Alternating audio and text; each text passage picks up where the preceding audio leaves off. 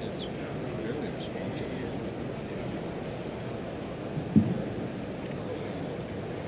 Welcome, ladies and gentlemen, to the Exhibitor Spotlight sessions at RFID Journal Live 2018. These special sessions highlight some of the great solutions available at RFID Journal Live. Our first session is entitled Easy Wins in RFID, Avoiding the Science Project Scenario, presented by Christian Huff from OrbCom. Welcome, Mr. Huff. Thank you very much. Thank you. Hopefully everybody can hear me. They gave me some advice up there, the best of which was to zip my fly up because I was down, so hopefully I've nailed that.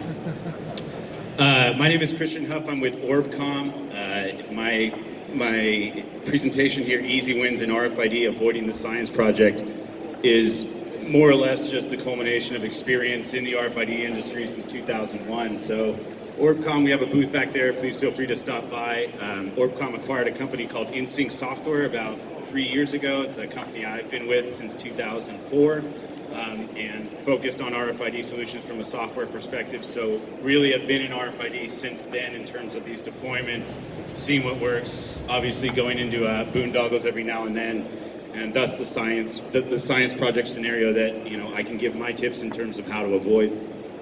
One thing I did want to point out, just because I thought it was rather hilarious, is that the best slide I could come up with in terms of a picture was this young gentleman whose science fair project is, how much sawdust can you put into a Rice Krispie treat before people notice? Which is a poignant question.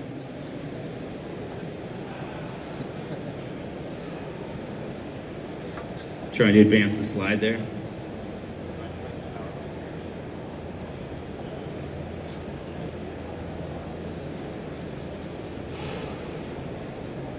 Thanks, buddy.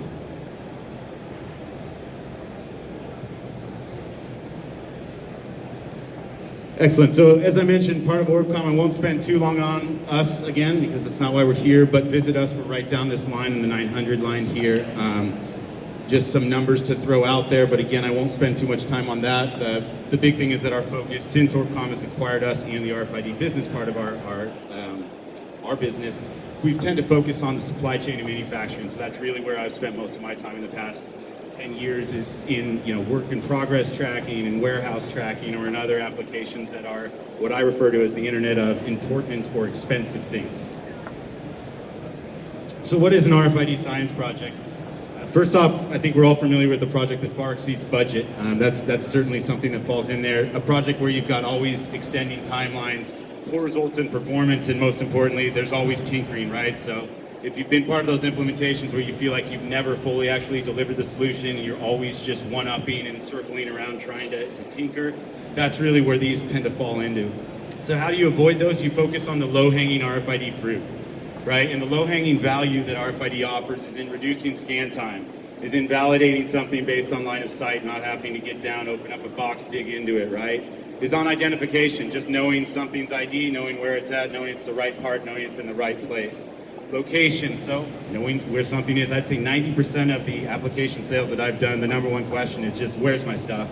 That's all that they want to get answered, right? So again, these are kind of the prime drivers in terms of low-hanging fruit, prevention being the last one of them. So whether it's preventing the wrong part from going to the wrong place, whether it's preventing the wrong process from being performed to a part that's in work in progress, those are the types of things you're looking to avoid, certainly, and that prevention from a low RFID value perspective can add to.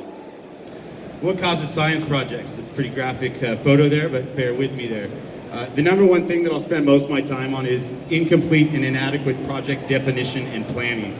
And that's typically what we see in terms of these projects where it does turn into this science project, still tinkering, still trying, is that there hasn't been enough time in that initial definition of the project. And I'll go through sort of what those initial definitions need to focus on. But when that work is not done, and you just get excited, you get RFID and you plug it in, and all of a sudden you're getting a ton of data and you don't have middleware to manage it, and you don't have reports that tell you anything valuable, and the guys down on the floor are not too happy that they now have a new standard operating procedure that you didn't train them on, that's where you're gonna end up spending 6 months rolling something out rather than 1 month. So incomplete and inadequate product definition and planning. The first thing that we normally do when we sit down and go over requirements is we say, well, what are we trying to solve with RFID here? And probably not the most popular thing to say at an RFID show, but a lot of times barcode can handle it, right? And a lot of times somebody got a little excited. They came to, I don't know, this show, and they walk the floor and they think that they can wave a wand and read everything in their warehouse for 46 warehouses across the United States in one fell swoop. That drives their project plan. That's where they're getting their ROI calculator from. And if you start at that sort of wishful thinking, square peg, round hole with RFID, that's certainly the easiest way to fall into this science project scenario. Environment to technology mapping, and I know for a lot of us that's just kind of where we live and what we do every day. But that's the importance of really matching up the technology that you're using and the environment that you're in, right? If I have to put in 1,000 passive readers versus, a couple fixed readers for active versus passive, I'll probably lean on the active side, even if the cost per tag is more, because my operations folks are going to be out there for 8 months trying to get the infrastructure in place to deploy it in the first place. Infrastructure cost and installation. I can't tell you how many times that you present a budget to a company, they say great, they budget for it, you win the deal, and then they actually start to crunch the numbers on what it's going to cost their internal operations people to set up the infrastructure. And that's where we've run into problems too, right? They realize that they need $1 million for their IT group to be able to start to do the work to integrate with SAP before that was ever even thought of in the initial planning stages. So knowing your infrastructure, the cost, and your installation cost is going to be key in terms of that initial project definition and plan. Are there obvious time savings? I mean, that's the number one thing that RFID really sells, is saving me time, whether it's time to deal with an exception that I wouldn't have had to deal with if I had something identified the correct way, or whether it's something being routed the wrong way that I have to go back and recreate the process to figure out what the heck happened. That's an area where we're always looking at savings, and we're always looking in terms of the definition of the pain point. If I can save you time, that's going to be the first area I'm going to focus, because that is the low-hanging fruit. The before and after view, very important here, especially when you start to get to integration with back-end systems and whatnot. One thing I always say is we're a software company first and foremost, when it comes to RFID, I rarely come in and say, you know what, you can get rid of SAP, you're good. And normally they'll say, that's great, but we invested $6 million into SAP, so really not looking to get rid of it, just want to make it a hell of a lot smarter. And that's where RFID and the low-hanging value in terms of the fruit can come in, is creating intelligence that you can push on to these back-end systems that you've already invested so much money in. What's going away and what's being added, that's just, again, understanding your sort of current snapshot of the process, and then how it's going to exist once you overlay this cool new technology on top of it, right? And a lot of times what that can mean is, and what this really leads to is, you got to spend some time with the folks down on the floor. A good story I have is that, we built this really great solution that went in a forklift. It had a tablet, allowed you to pick up lifts and validate exactly what you had on your lifts. GPS stamp when you put them away. Was gorgeous. Great solution. First day that the guy in the forklift got it, he slammed his coffee cup into the screen because it wouldn't react to him pushing it with his gloves on, right? He broke the screen in half. So it wasn't so low-hanging fruit, and certainly ended up costing them the cost of another tablet. So knowing what's going on the ground floor, getting those folks that are going to be touching and using the system every day, getting them used to it, training them on it, that's one of the key, absolute key ingredients to a successful application, because we can sell it real well, executives can see a value prop that's been laid out in front of them very well, but the people that are actually using it on the day-to-day basis, they're the ones that are going to make or break the solution. I kind of go through these quickly, but just understanding your data flow and integration, again, understanding where you get your information for your assets prior to the deployment, again, the before picture, that's what companies like us use to be able to map how we're going to be using this afterwards, right? So being able to define how you define your assets, where that asset information comes from, if you're sharing that with other partners, if you're trying to get that information in offline mode, understanding that environment, that's going to be crucial, because otherwise when you roll this out, you come into all these exceptions that you didn't plan for, and those are the exceptions that break the system, right? So again, the exception management and issue triage, I think we spend more time in any requirements gathering exercise not going over, hey, this is how great it's going to look, but it's, hey, what happens when somebody breaks the system? What happens when somebody doesn't commission something correctly? What happens when we don't get a tag read?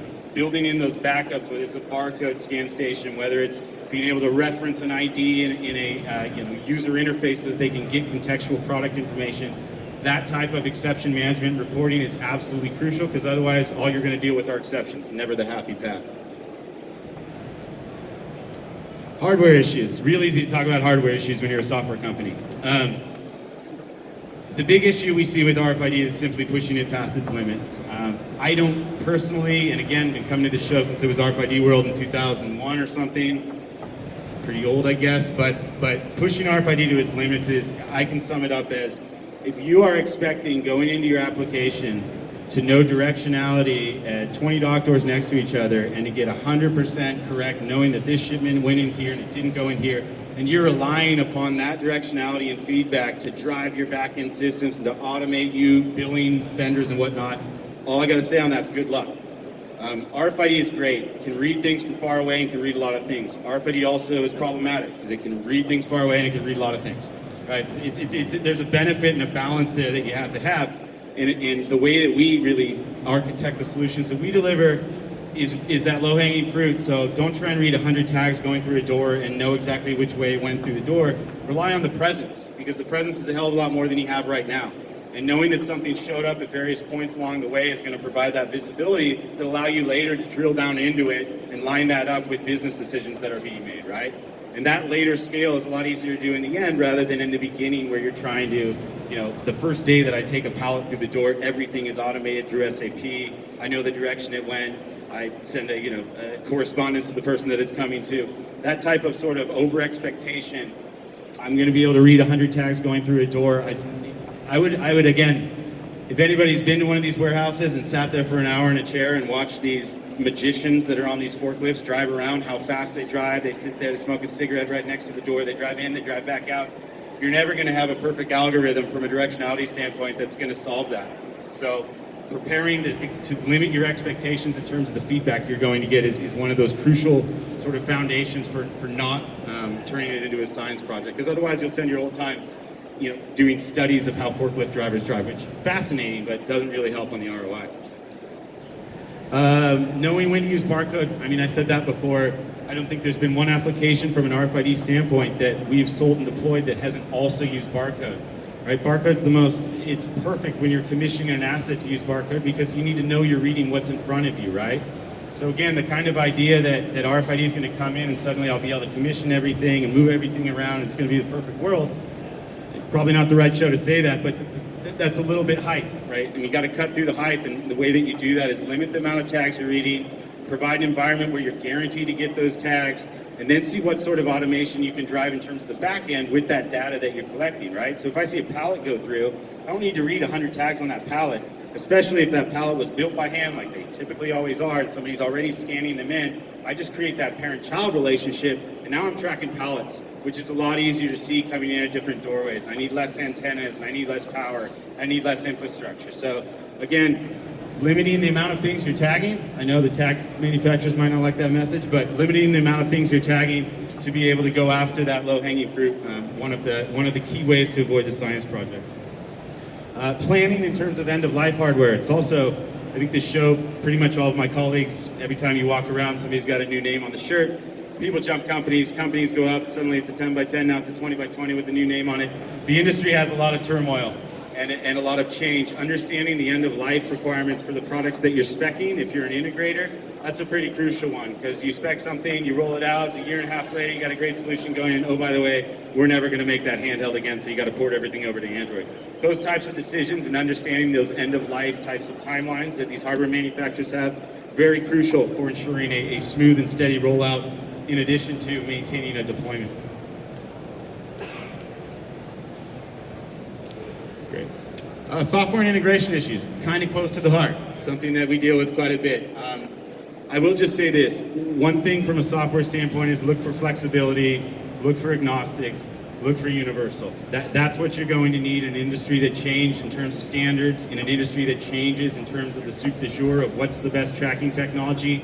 Right? If you bought a hardware system or software system 5 years ago, and the guy thought BLE was an acronym in the military for something else, you're probably not future-proofing your solution. So you want to make sure that that foundation, the software, which is going to take advantage of all these hardware technologies, you want to make sure that technology from a software standpoint is flexible, allows you not only to switch hardware along the way if somebody goes under, if somebody comes out with a new product that maintains one of those standards, and it also allows you to really start to understand how you're going to use the information with the existing systems you have. Again, We don't replace SAP normally, we just make SAP a lot smarter, or we shadow SAP to make sure it's doing the right thing that it's doing. That's where RFID value can come from. Again, it's making those systems that you've already invested in a lot smarter, enriching them with that real-time information. Monitoring management, so it's great to have a bunch of software rolled out, to have 200 readers out there, you're reading tags everywhere, but if you're unable to manage each of those readers at a reader level and understand when it goes off the network, when you're not getting tag reads, when an antenna may be on a line, those sorts of monitoring and managing capabilities are a crucial part of any software system, especially in terms of the back end. I'm really running out of time, so in the last 24 seconds, just in terms of deployment issues, how do you get around this? Do a ton of planning. Sit down, spend 2 more weeks doing requirements gathering than you thought you were going to do. Bring in all your IT people. Sit there in a room and argue about which way is the best way to do it, because those arguments are a hell of a lot better to have before than after you've rolled everything out and the guy comes up to you and says, hey, quick question. Are we actually using this RFID in the way that we plan? So pre-planning checklist and these basic, understanding the right hardware from a cabling standpoint, that'll save you some time. I got 7 seconds, so in closing again, we are Orbcom, we're down at the end here. If you want to go through with me any of these case studies that I have around a shipbuilder, around heavy parts manufacturing, and around inventory in terms of a wood producer, I'd be happy to walk through those with you, tell you how we were able to identify that low-hanging fruit, eliminate some of these boondoggles and science projects, and ultimately not put sawdust in the Rice Krispies. So that's about it. My name is Christian Huff. Thank you very much again.